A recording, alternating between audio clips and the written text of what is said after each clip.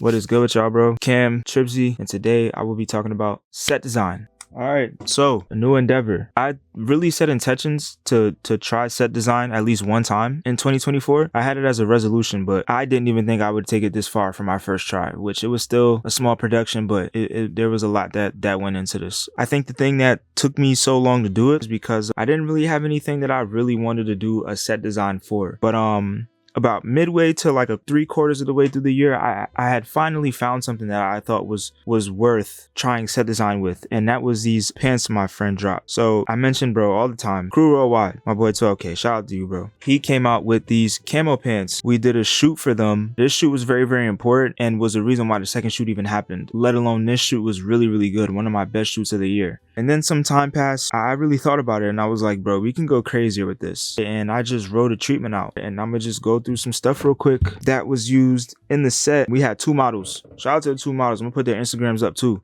because they were hard. No, we had 3. I'm lying. We had 3 models. Shout out to all 3 models. This drawing is important. Can't even see it. I'm gonna put it up on the screen. This drawing right here deserves to be in the MoMA. Like, I kid you not. There's some things in here that didn't come to life, and then there's a lot of things in here that did. So the backdrop needs to be black. That definitely happened. Tent on the floor happened. Camo pants happened. Cases did not happen. But if you look on the bottom here, we did have more props on the floor. Flag did not happen. Tarp on the background and on the floor happened. That's really all it took. Outside of the lighting and the face paint, at the bottom you can also see a little bit of smoke machine to fill up dead space. That happened. We didn't use it too much because I was afraid the fire alarm would go off. I was really afraid the fire alarm would go off, and the room was fogging up pretty fast. Majority of the stuff happened, and that's really all it took, but there was a lot of small pieces to it that made it all come together. In the description, I said obviously the black drop will be black, and then to the model's right, camera's left, we can have a small tent that'll look cool, and we could even have like pants coming out the tent. Now, it was a little bit more crowded than I thought, so we just had pants over the tent, which you almost can't even notice in some photos because it's on top of the camo tarp. The model's in the middle. Obviously that happened because there's layers now.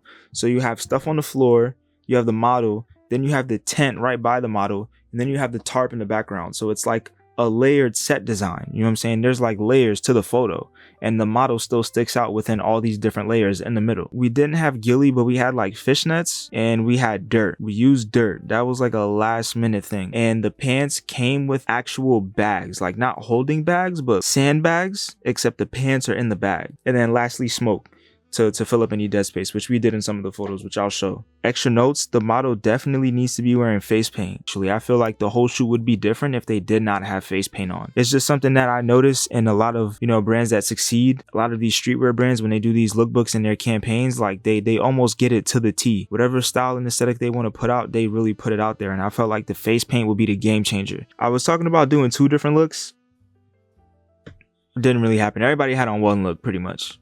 Yeah, that's pretty much it for the set design. I have a hard time explaining like my thought process because there's so much that goes on in my mind at once, but I think to round this all up, I just wanted to think of something that was simple but big enough to really push the point in the narrative and really make some noise. Like, I wanted to do something that really like showed my actual thoughts when I do things, because sometimes I'll do these shoots and the ideas will go well, but I'll still see so much more for it that we couldn't really do because of maybe budgeting or just not really wanting to take the risk in terms of production and stuff like that. And this was the one where I really kind of like risked it. Even the lighting, I'll get into the lighting really quickly.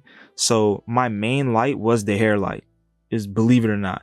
Like, there's a glaring, extensive, overly dramatic hair light, and then I had 2 fill lights. So I had a beauty dish under a regular softbox. The beauty dish was more so for like their faces, right? And then I had a softbox underneath because we're shooting pants. I decided to use the big 7-foot diffuser I have as a even bigger fill light. Honestly, you probably wouldn't even be able to notice it if you saw a photo with it or without it. It was the tiniest fill, but it was really meant to add a little bit more highlight to the tent. And then it did fill in for the models a tiny bit. Yeah, and that's pretty much it, bro. Like, it was a little costly, but you know, it was worth it for everybody. Everybody ate from this. How I did that shoot is how I see most shoots. There's just always something that's limiting me. Set design was pretty fun, I'm not gonna lie. I hope you enjoyed the video. Appreciate y'all if y'all got this far.